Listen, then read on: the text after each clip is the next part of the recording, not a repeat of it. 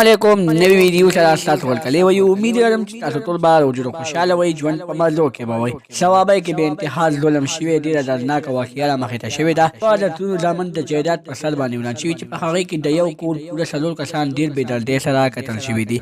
دوستانو دوی د جایداد په سر اخر په څه خبره وران شو اخر دوی داسې حرکتونه ولې وکړل چې یو بل پسې ټوپکې تمانچې راواخېست یو بل باندې فایرنګ وکړل او په یو کور کې څلور کسان ډېر بې دردۍ سره قتل کړل معلومات خبرو لپاره زموږ د ویډیو خامخا وګورئ تر اوسه زموږ چینل چانوي سبسکرایب کړئ خو موږ زموږ چینل سبسکرایب کړئ نشان ورته خامخا ووهئ چې زموږ هر یوه نوې معلوماتي ویډیو تاسو ته په اسانۍ سره میلاویږي